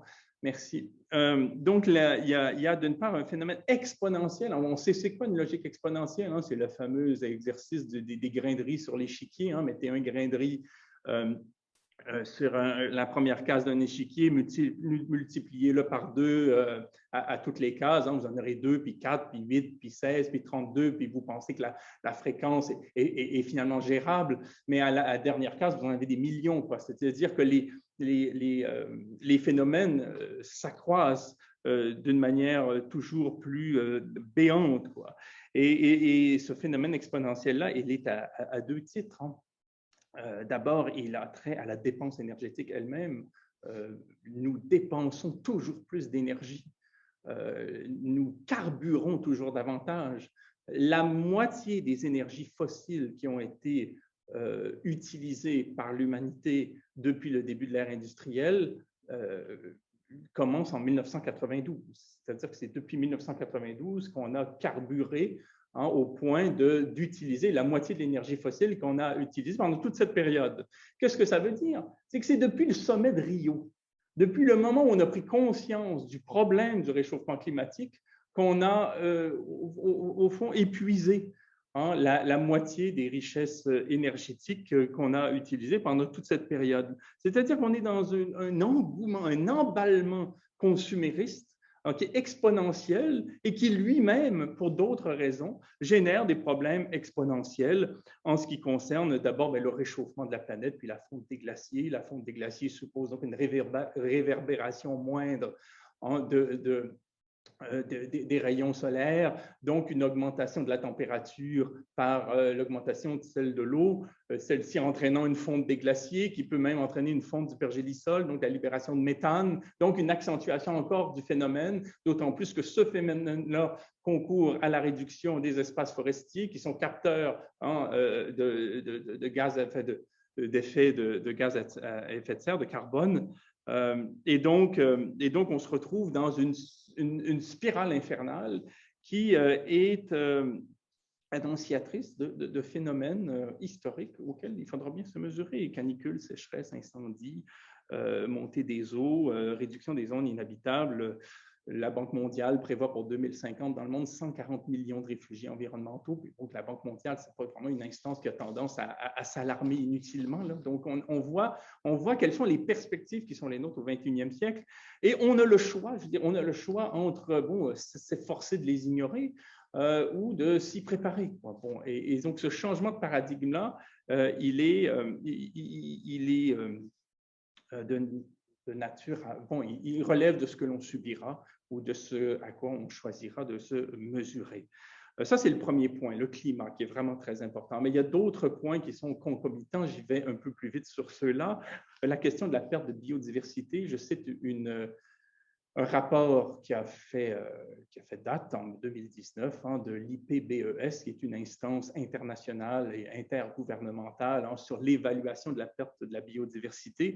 On prévoit qu'à terme, 80% des espèces sont menacées à l'échelle mondiale. C'est 1 million d'espèces, ce qui a des conséquences notamment majeures en ce qui concerne l'agriculture, puisqu'on parle des pollinisateurs et des insectes qui sont tout à fait indispensables à l'évolution des terres arables. Et on pourrait parler même déjà d'études qui sont, elles, conclusives en ce qui concerne la disparition non pas d'espèces, mais d'individus parmi les insectes en Europe depuis une trentaine d'années. C'est là aussi 80% des individus qui ont disparu parmi les espèces. Donc là, il y a un autre problème qui est annonciateur de défis très importants et qui est annonciateur d'un mode de vie qu'il faudra changer, qu'on appelle, qu'on dénote très souvent par le terme de la décroissance.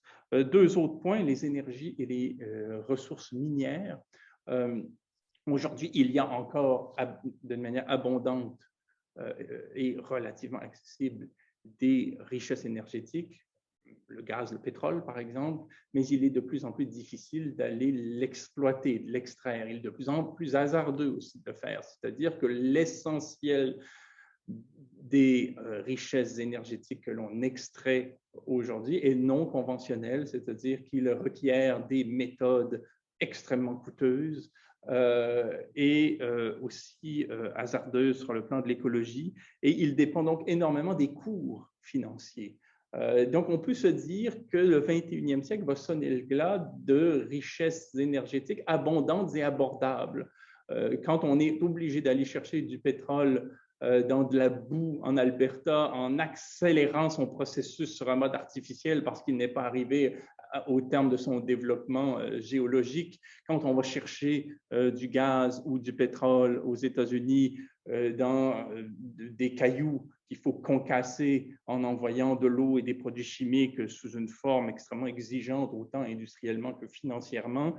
Quand on en est à chercher du pétrole à 2000, 3000 mètres sous les eaux, en risquant ici ou là des marées noires comme celle qui est survenue dans le golfe du Mexique il y a quelques années, on s'expose à des problèmes très graves aussi en ce qui concerne l'approvisionnement. Et aussi, pour revenir au premier point, en ce qui concerne le climat, il se peut très bien qu'à terme, à un moment donné, on doive cesser de carburer parce que sur un plan climatique, on ne pourra plus continuer à émettre des gaz à effet de serre comme nous le faisons maintenant. Je dois passer très, très vite sur la question des minerais, simplement pour dire que très souvent, la transition énergétique qu'on nous promet du point de vue de l'industrie comme étant les modes de l'avenir, les panneaux photovoltaïques, la voiture électrique, les tours éoliennes sont extrêmement exigeantes en minerais et supposent très souvent sur le plan écologique un déplacement du problème, c'est-à-dire qu'on déplace la pression qu'on met sur le climat à une pression qu'on met sur l'exploitation minière elle-même, qui est extrêmement énergivore et écocide d'une part, et qui d'autre part n'est pas satisfaisante puisque, comme les richesses énergétiques, les richesses minières sont comptées, ne sont pas renouvelables. Et aujourd'hui, par exemple, si on voulait remplacer le parc automobile mondial par des voitures électriques, on aurait un très, très gros problème d'approvisionnement en lithium, par exemple. Et je ne parle pas encore du dossier des terres rares, qui est lui aussi très, très important sur un plan stratégique. Je suis obligé d'être un peu péremptoire. C'est des choses que je développe avec mes étudiants au campus de chez Pagan pendant des heures avec des lectures, puis on discute, puis il y a évidemment des débats. Hein, c'est pas un discours comme ça, unilatéral, mais il reste qu'il y a lieu d'entrevoir l'avenir, au moins au titre du principe de précaution, en prenant au sérieux ces avertissements. Pourquoi parler de tout ça avant de parler du pouvoir municipal? Je ne sais pas combien de temps j'ai tout ça. Là, je pensais faire court, mais 2 minutes. Je dirais ceci. Ouais, je sentais que ce n'est pas facile d'exposer rapidement ces enjeux. Je dirais ceci. Pour continuer à être péremptoire, parce que je dois faire vite, il est entendu que ces crises auxquelles il faut faire face aujourd'hui et auxquelles nous devrons faire face dans des échéances que des collectifs de scientifiques énoncent comme étant de l'ordre de 2030, 2050, 2060, 2100, il apparaît que les gouvernements centraux éloignés ne seront plus à même de jouer le rôle qu'ils tentent de jouer bon an mal an jusqu'à maintenant. Les crises jusqu'à maintenant ont été vécues de manière assez diachronique. Hein. La crise du terrorisme, si on prend les États-Unis depuis 20 ans, le 11 septembre, crise du terrorisme, ensuite Katrina, puis un certain nombre d'ouragans, de turbulences environnementales, la crise de 2008, ensuite des tensions avec la Russie, la Chine, qui auraient vraiment bien plus mal tourné que ça a été le cas. Et enfin, le COVID, puis la pandémie, ça a été des dossiers traités un par un. Mais imaginez ce qui s'est passé. On n'a pas besoin d'imaginer beaucoup. Rappelons-nous simplement ce qui s'est passé au Texas il y a quelques semaines. Hein, vous aviez là pendant plusieurs jours un État incapable de répondre à une triple crise, hein, panne d'électricité majeure, pandémie et vague de froid inattendue. Un État qui s'est complètement de lui-même dépossédé de ses pouvoirs. Si on voit les choses, si on entrevoit les défis qui nous attendent le plus froidement possible, on se rend compte que le pouvoir qui nous manque, le pouvoir qui est le plus important pour faire face à ce type de crise, c'est précisément le pouvoir qui nous manque actuellement, c'est-à-dire un pouvoir qui se situerait à un palier régional. Parce que qu'est-ce qui se passe dans un moment où il y a une crise du verglas, comme ici, c'est survenu en 2017? Qu'est-ce qui se passe lorsque on peut imaginer d'une manière cumulée à la fois une crise du verglas, une pandémie et une crise financière comme celle de 2008? Ces événements-là pourraient arriver ensemble. Il est même étonnant que ces synergies négatives-là ne se soient pas imposées déjà. Le réflexe, et là je me réfère à des lectures que je n'ai pas le temps de citer toutes, mais le réflexe c'est de se tourner vers son pouvoir local. Et c'est le dernier rempart avant l'anarchie, avant la folie, avant la déroute. Le pouvoir local, ce sera le dernier vers lequel on se tournera pour faire quoi? En cas de crise, c'est-à-dire en cas de crise d'approvisionnement, en cas de crise agricole, en cas de crise financière, en cas de crise des énergies, et surtout en cas de crise cumulée, c'est-à-dire en situation de multicrise. Il faudra réapprendre à penser l'économie, à penser la sociologie, à penser la culture, les croyances, les mœurs, la politique, l'organisation à une échelle beaucoup plus petite que celle qui est la nôtre maintenant. On ne peut pas penser qu'on fera faire des stylos par des Chinois qui travaillent à $1 par semaine encore longtemps ou qu'on s'approvisionnera l'hiver en raisins qui proviennent d'Afrique du Sud. Il y aura un moment où on comprendra que nous sommes allés trop loin comme société, que nous avons abusé d'un système extractiviste, consumériste.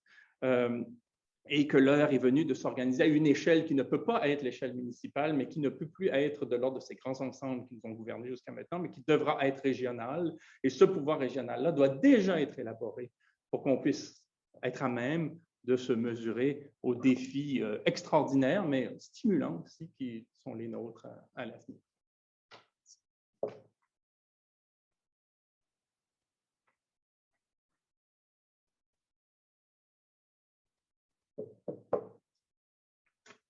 Merci, M. Deneau. Que de réflexions importantes, pertinentes pour jeter les bases sur une discussion au sujet du pouvoir municipal et régional. Donc, on en est maintenant à la période de questions et j'aimerais lancer le bal avec une question qu'on a reçue en clavardage de la part de Doris Pinette, qui vous demande: est-ce que la pleine municipalisation donnera plus de pouvoir et d'autonomie pour prendre des décisions régionales dans les domaines de la santé, de l'éducation, de l'énergie et de l'environnement? Donc, une question bien chargée.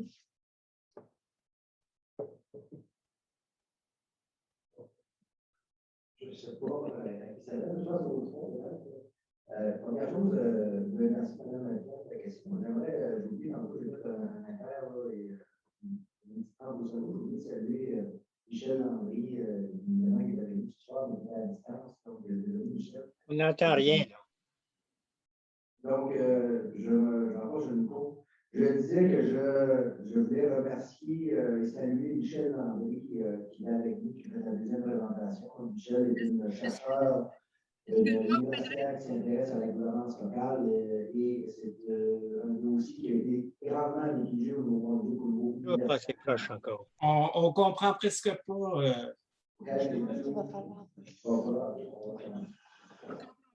Viens au micro.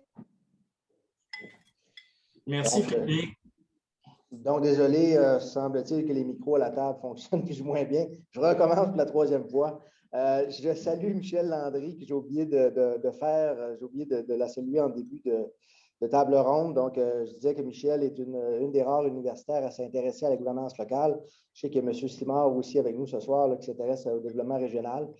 Ce sont des domaines qui, malheureusement, au niveau du Nouveau-Brunswick, ont été négligés là, pendant nombre d'années. Donc, ce sont des recherches très utiles là, pour l'avancement de la compréhension des enjeux et de ce qui se passe.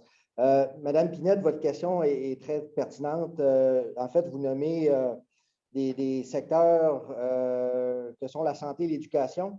Et j'ai parlé tantôt d'élections, mais on se rappelle qu'on a des élections aussi dans le domaine de la santé et de l'éducation. Ce sont des secteurs qu'on peut faire élire des gens, des représentants pour, bien entendu, faire valoir les préoccupations de nos communautés en lien avec ces enjeux-là. On sait, bien entendu, que les législations du Nouveau-Brunswick nous confèrent un pouvoir, les Acadiens, dans ces domaines-là particulièrement. Donc, sans dire que la pleine municipalisation va permettre, parce qu'on ne va pas revenir à avant-chance égale. Je pense que l'idée, ce n'est pas non plus de redéfinir ces pouvoirs-là. En fait, ces services-là qu'on a voulu centraliser à l'échelle provinciale, mais certainement qu'au niveau politique, si on est pleinement municipalisé, on a un plus grand pouvoir, un plus grand poids politique quand on intervient sur ces enjeux-là et dans tous les autres enjeux également. En matière d'énergie et d'environnement, pour moi, c'est clair que la réponse est oui.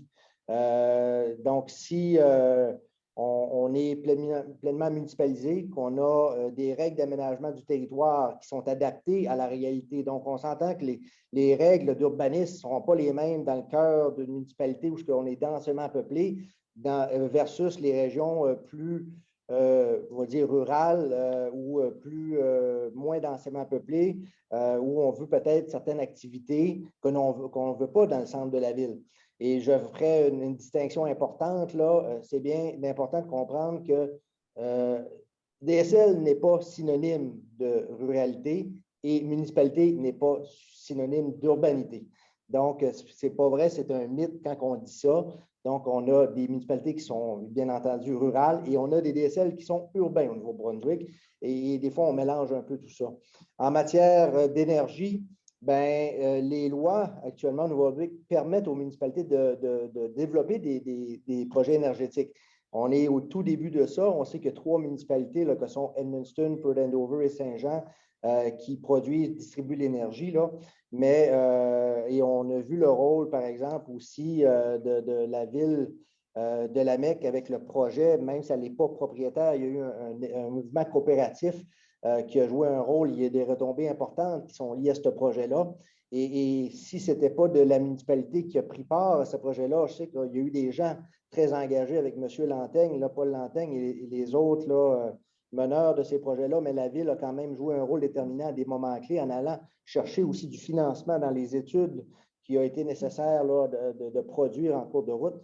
Donc, moi, à mon avis, oui, pleinement municipalisé, en ayant des municipalités avec des capacités, en traitant aussi certains des enjeux des dossiers à l'échelle régionale, comme M. Haché et M. Deneau viennent de le mentionner. C'est un palier aussi qui est important, sur lequel il faut miser pour certains niveaux de service, c'est clair.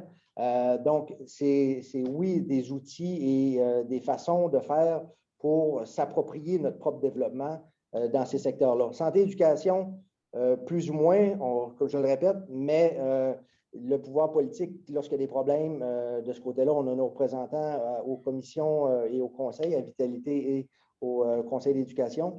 Mais quand que les municipalités doivent venir en appui aux enjeux, quand on défend les hôpitaux, par exemple, le maintien des services dans les régions, ce sont souvent les municipalités qui mènent la charge. Merci.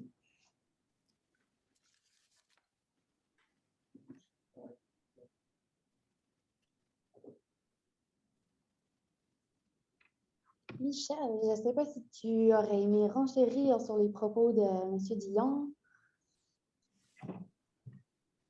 Je suis tout à fait d'accord avec lui. Il y a des compétences qui sont provinciales, mais comme je le disais, les municipalités jouent aujourd'hui des rôles dans pratiquement tous les domaines.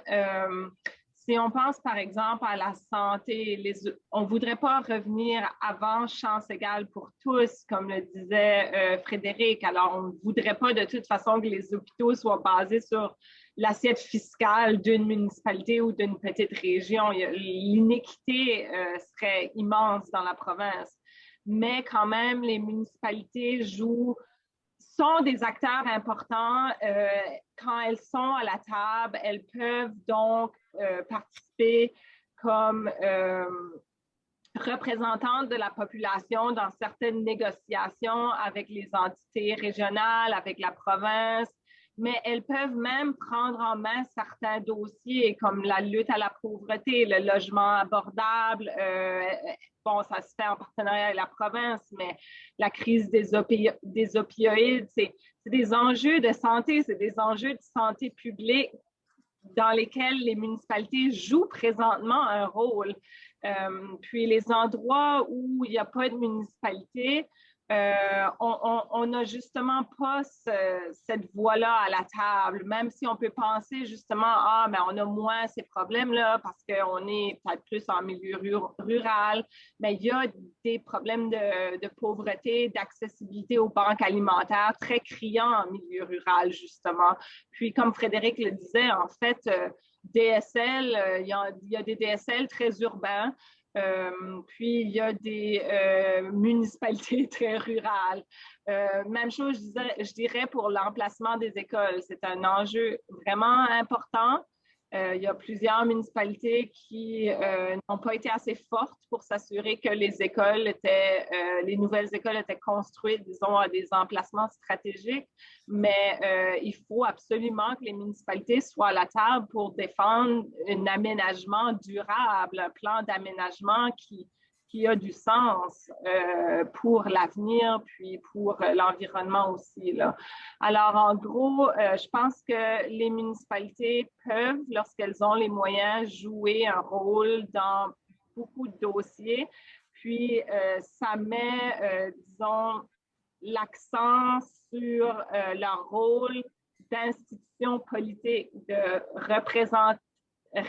représenter la population locale, représenter les intérêts de la communauté. Puis, c'est un volet qu'on oublie souvent, je trouve, dans les débats au Nouveau-Brunswick. On met beaucoup l'accent sur la gestion des services, sur la fiscalité, qui sont des enjeux hyper intéressants et importants parce que, en fait, on sait que le développement économique serait probablement en meilleure situation si la province était pleinement municipalisée. Mais quand même, il faut garder en tête ce rôle d'institution politique. Merci beaucoup. Passons à une deuxième question reçue par clavardage et ensuite, je vous permettrai d'ouvrir vos micros pour poser vos questions de vive voix à nos panélistes. Donc, on a reçu une deuxième question, une question cette fois-ci de la part de Mme Lucille Doiron, qui nous demande « Est-ce que vous croyez que les municipalités sont suffisamment conscientes des problématiques climatiques et environnementales annoncées par M. Deneau? »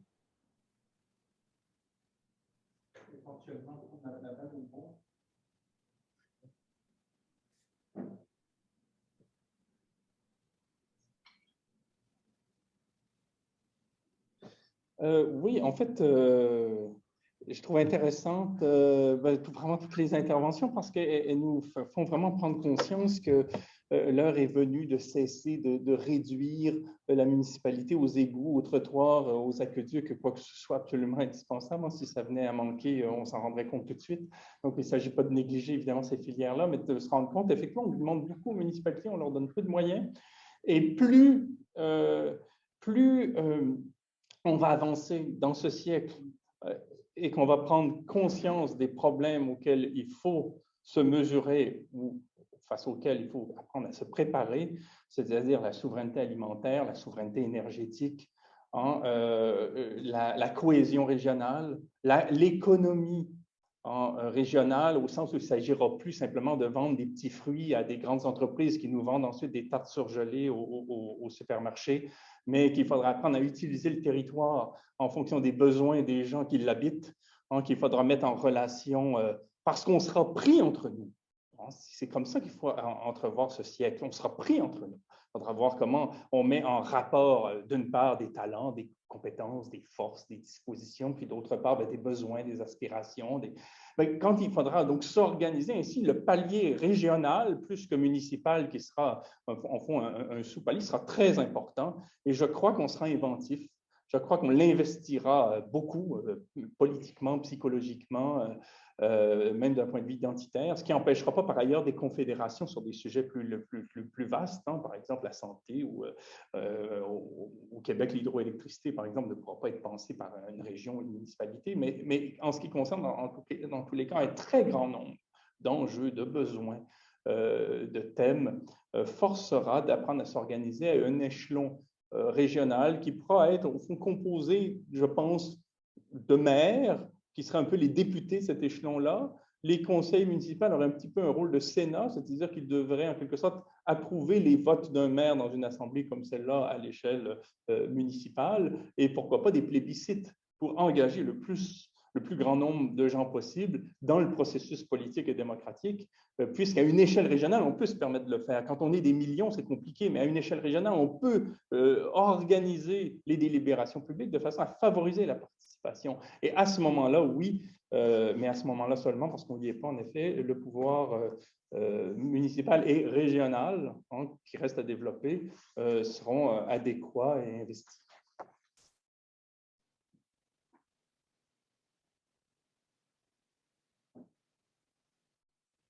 Merci.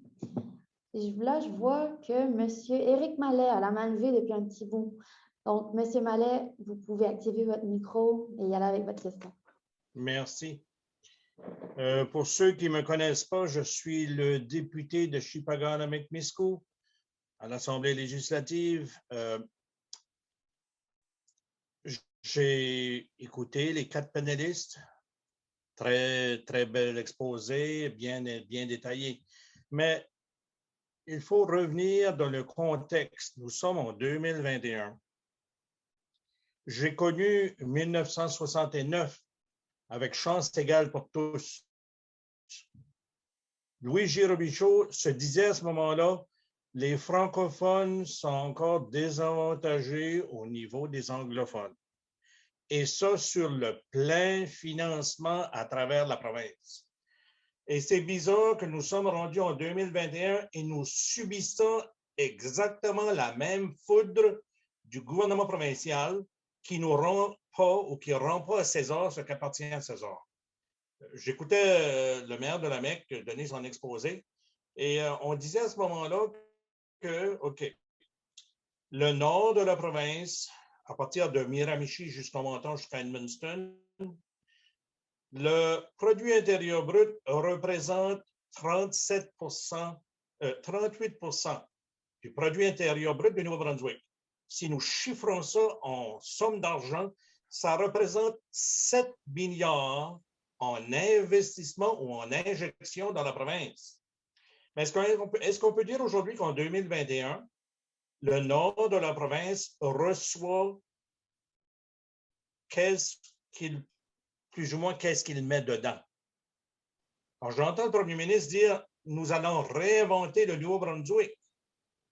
C'est beau, c'est concret, ça peut être, mais si on arrive avec une pleine municipalisation, là, je vais vous dire, se faire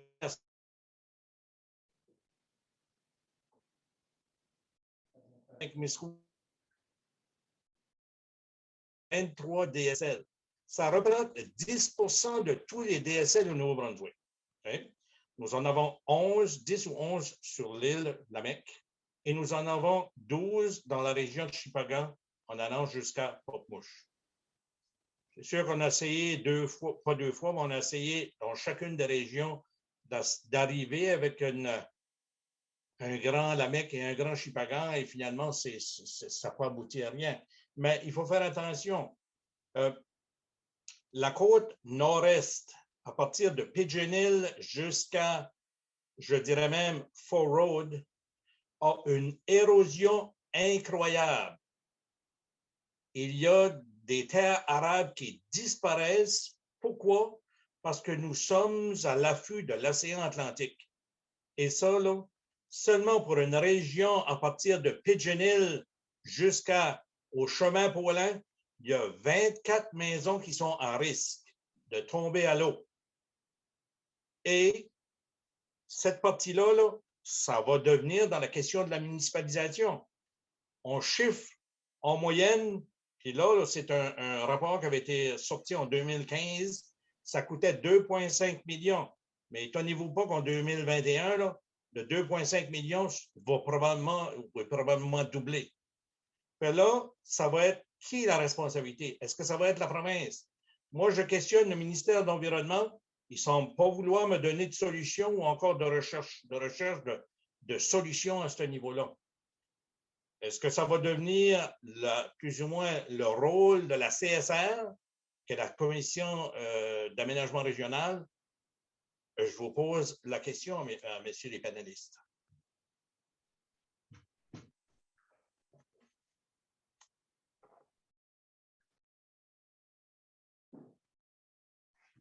Merci pour cette question. La CSR, sur sa forme actuelle, n'a pas de pouvoir décisionnel, si on veut. C'est un organisme de gestion de services dans la région. Alors, elle n'a pas cette prérogative-là. Par contre, si tout le monde était municipalisé, et qu'il y avait moins d'entités dans la péninsule acadienne, mais étant plus forte, ça serait également plus facile de s'entendre autour d'une table sur comment on va gérer les problèmes et les défis. Puis aussi, ça donnerait des capacités de mettre peut-être des investissements dans des dossiers. Puis aussi, à partir du Forum des maires qui existe actuellement, qui est un organisme plus politique, si on veut, mais c'est sûr qu'il y aurait des prises de position beaucoup plus fermes qui pourraient y arriver. Puis ça ne ferait qu'aider à mettre des pressions au bon endroit, ça c'est sûr, à mon avis. Merci.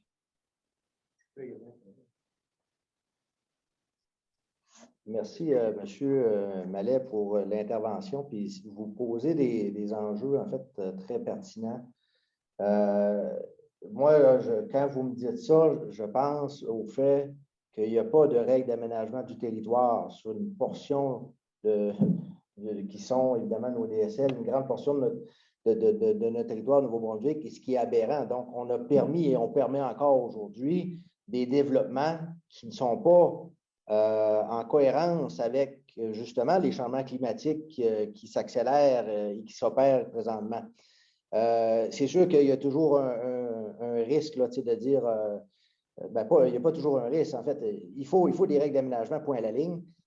Et en étant municipalisé, là, on va être capable de faire du démarchage pour, premièrement, il existe des fonds et des programmes au niveau fédéral. La province aussi doit jouer un rôle. C'est un rôle partagé, c'est clair.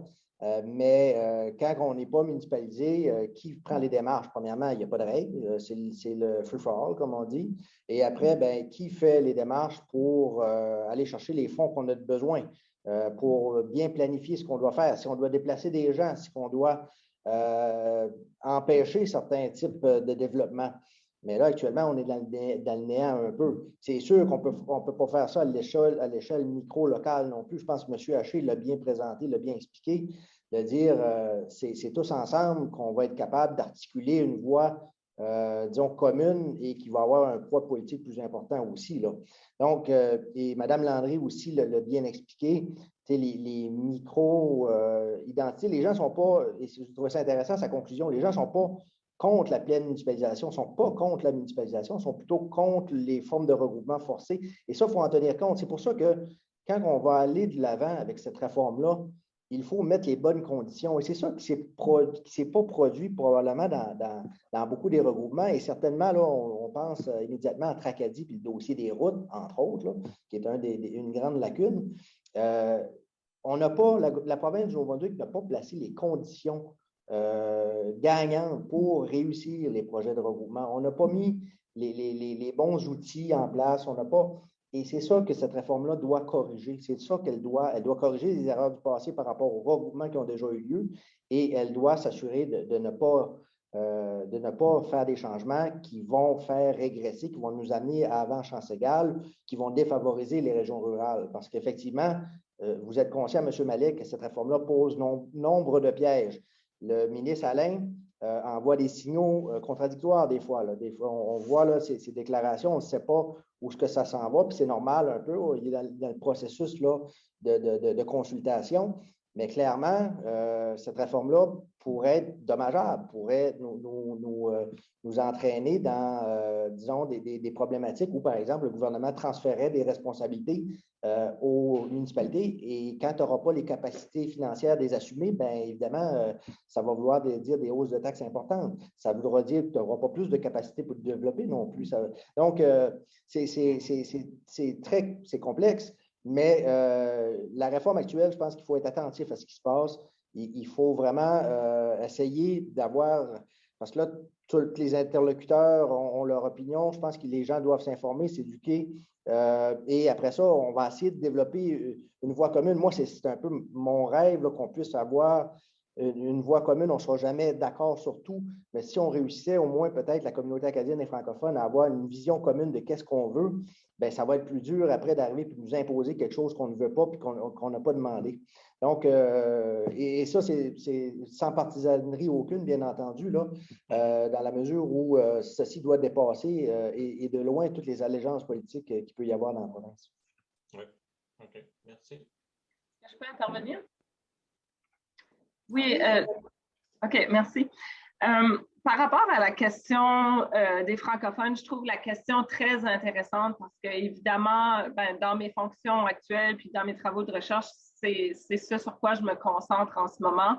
Puis, j'aimerais souligner ce que je n'ai pas présenté ici comme résultat de recherche, que En fait, la grande majorité des projets qui ont été, disons, qui sont allés au bout du processus de municipalisation sont des collectivités francophones.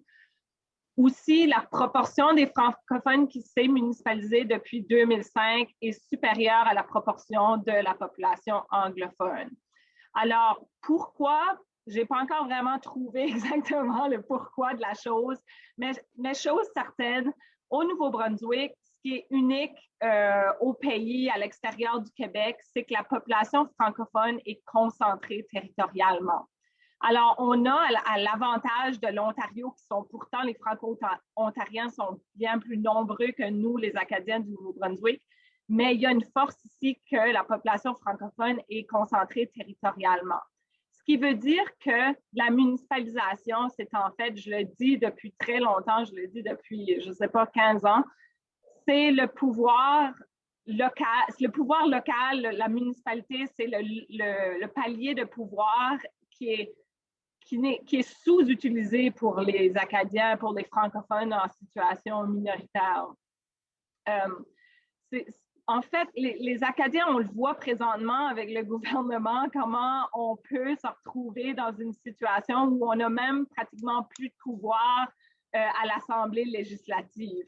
Mais au niveau local, le gouvernement local, ce sont des institutions politiques qui peuvent être fortes, qui peuvent représenter les Acadiens sous différents fronts, puis ceci n'enlève rien au milieu associatif qui fait aussi une forme de représentation sous une autre forme. Mais le fait que les Acadiens n'utilisent pas la municipalité comme institution politique, c'est vraiment problématique à mon point de vue. L'autre chose que je voulais mentionner rapidement, c'est que je suis absolument d'accord, le palier régional va être très important. Mes résultats de recherche démontrent qu'il y a une grande crainte de perte de pouvoir local. Je pense que ça fait partie de beaucoup des réticences qui, si c'était bien articulé entre le régional et le local, on pourrait justement, disons, diminuer beaucoup des critiques envers ce type de réforme-là. L'autre chose sur la question de l'érosion, je vous référerai justement aux travaux de ma collègue Julie Guimau, avec qui j'ai mené ces travaux ici, qui a justement travaillé sur la question de l'adaptation au changement climatique, puis qui a montré comment c'était drôlement plus compliqué d'aborder des enjeux aussi complexes que les changements climatiques. L'adaptation au changement climatique qui, nous, en zone côtière, dans le fond, c'est principalement l'adaptation aussi à l'érosion quand on n'est pas municipalisé. Les municipalités jouent un rôle très important dans ces dossiers-là, puis les zones qui ne sont pas municipalisées, ça devient beaucoup plus compliqué. Alors, je voulais juste souligner ces différents éléments-là. Merci. Vous avez nommé qui encore? Est-ce que c'est Julie Guimau? Guimau. Guimau, OK. Oui. OK, c'est bien. Je vais aller regarder l'information. Merci. Merci, Michel. Donc, je vois qu'on a encore plusieurs mains levées, mais malheureusement, le temps avance et on a seulement le temps pour une dernière question que j'aimerais adresser à tous les panélistes. Donc, selon vous, quelle est la suite, selon votre perspective? Et à votre avis, comment devrions-nous poursuivre la discussion qui mérite tellement d'avoir lieu?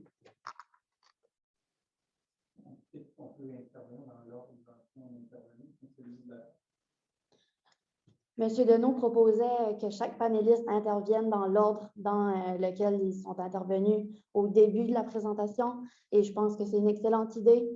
Donc, c'est de cette façon dont on va procéder. Monsieur Dion, c'est à vous.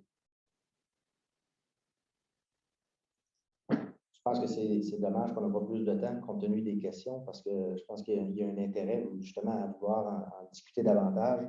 Je pense que premièrement, l'initiative ce soir, c'est quelque chose qu'il faut faire et j'espère qu'il y aura d'autres occasions dans les prochaines semaines, prochains mois, dans d'autres régions de la province aussi d'avoir ces discussions-là qui sont essentielles, d'autant plus dans le cadre de la réforme. Donc, je pense qu'au niveau des organisations de l'Association des municipalités comme telles, et la province mène évidemment des consultations qu'elle va annoncer. Là, c'est sûr que c'est plus compliqué en mode virtuel dans le cadre de la pandémie, mais moi, je vous dirais que les prochaines semaines, les prochains mois sont très importants parce que le gouvernement est en train de se faire une tête là, sur qu'est-ce qu'il va proposer comme changement. Donc, il y a des gens là, qui sont en train il y a des équipes de fonctionnaires, évidemment, il y a le cabinet là, qui se rencontre, les partis d'opposition aussi vont jouer un rôle important à jouer, mais bien entendu, la population, la société civile aussi. Donc, moi, ce que je souhaite, c'est de voir les gens prendre part au débat, s'informer, surtout s'informer, de ne pas s'opposer au changement simplement sur des perceptions, des bases, des fois des mythes même que l'on peut avoir depuis longtemps, mais d'être ouvert à ce changement-là et de chercher des solutions pour faire avancer nos communautés. Moi, ce que j'ai aimé de la position des membres de la FMNB 2 semaines passées, c'est que ce n'était pas leur entité municipale qui était prioritaire et qui était en jeu, c'était l'avenir de la communauté acadienne qui était en jeu, c'est l'avenir de leur région qui était priorisé.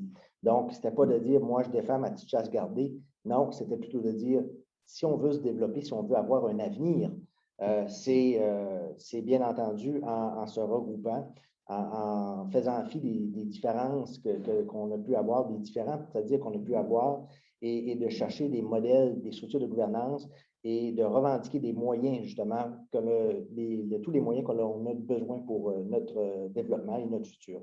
Donc, sur ce, merci beaucoup encore et bonne soirée.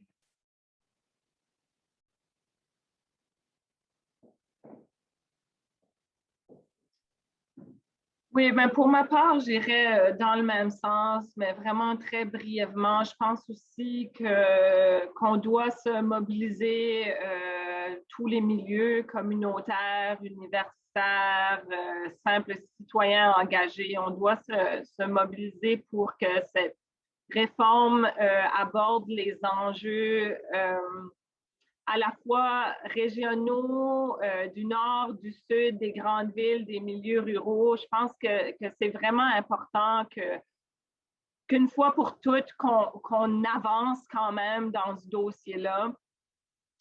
Mais je dirais aussi que pour les municipalités existantes, puis pour les municipalités à venir, encore une fois, je me répète, je pense que les élus locaux puis l'administration locale doit aussi réaliser les pouvoirs qu'ils ont dans le domaine de la représentation de la population acadienne, l'aménagement linguistique, ne serait-ce que la visibilité de la communauté.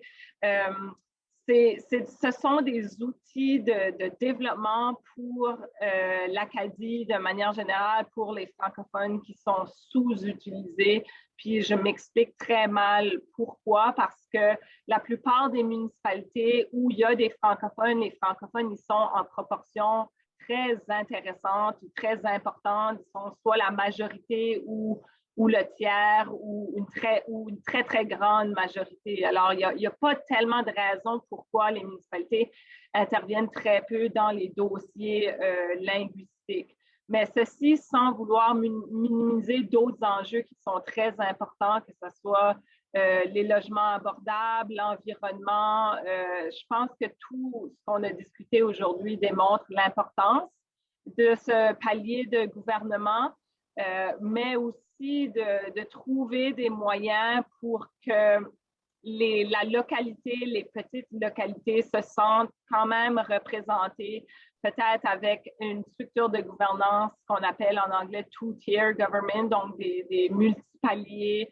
Je pense qu'il va falloir innover, mais innover d'une manière réfléchie, là, pas pondre des nouveaux statuts comme ça sur le fly, comme on a fait avec là, des communautés rurales, dont certaines ne sont pas du tout rurales, puis une seule municipalité régionale. Alors, je pense qu'il faut prendre le temps de réfléchir, mais d'une autre manière, il faut prendre la balle au bon, puis s'assurer que cette réforme-là, elle va de l'avant, mais qu'elle va vraiment de l'avant, qu'on ne recule pas avant les années 1960.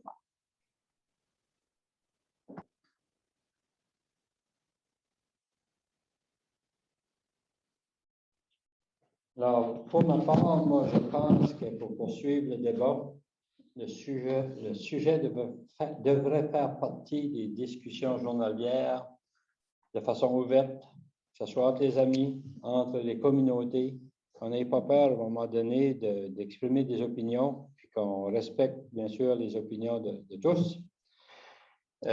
J'invite les gens à se documenter sur le sujet. Plus on sera documenté, plus on verra que peut-être il y a des choses qui sont réalistes puis qui devraient être réalisées. Je pense qu'il faut penser que nos communautés peuvent être réorganisées puis que ça soit fonctionnel et équitable pour ce qu'on peut appeler les différentes sous-régions de nos localités. Puis, j'ai mentionné tantôt l'arrivée des polyvalentes, là, les années 70, ça a fait peur au début. Et aujourd'hui, on ne pourra pas imaginer de voir ça autrement. Alors, ça va exister à peu près la même chose pour les nouvelles générations. Si on prend des décisions importantes aujourd'hui, les prochaines générations en profiteront positivement, puis ils ne pourront pas imaginer un retour en arrière.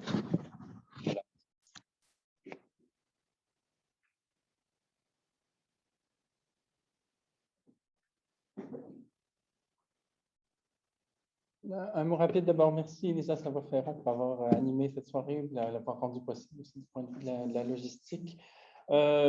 Étant donné le changement de paradigme qui s'annonce pour nous tous en ce siècle et décennies à venir, il est entendu que le palier régional est un palier absolument indispensable pour se concerter, s'organiser. Cela dit, le palier sous-jacent, qui est le palier municipal lui-même, et qui est le seul qu'on reconnaisse vraiment maintenant, est fragile. M. Dion a eu raison de mentionner brièvement dans sa présentation qu'il n'est pas reconnu par la Constitution, qu'il est une créature. Donc, c'est un palier de gouvernement qui, pour exister, doit être investi par les gens, on doit y croire. Il doit faire l'objet d'un engagement. Par rapport aux enjeux écologiques qui sont les nôtres aujourd'hui, j'espère qu'au terme des élections dans lesquelles nous sommes, il y aura à l'échelle des régions, par exemple ici dans la péninsule acadienne, un collectif d'élus qui se formera et qui transcendra les municipalités pour s'entendre sur un certain nombre de mesures qu'on peut voter municipalité par municipalité de manière conforme, de façon à faire exister le palier régional à partir des municipalités. Rien n'empêche des conseillers municipaux de former un collectif vert, par exemple, défendant un certain nombre de mesures sur un mode transversal. Et sur le même mode, le Forum des maires peut très bien être investi lui aussi sous la forme de transfert de souveraineté, par exemple. Et cela reste à penser parce que la politique, ce n'est pas simplement le pouvoir qu'on nous confère de loin en tant que créature, c'est une affaire d'émancipation et l'émancipation, c'est toujours l'affaire de soi-même. On ne nous émancipe pas de l'extérieur, on s'émancipe soi-même et l'heure en est venue sur un plan municipal et régional de s'émanciper. Merci.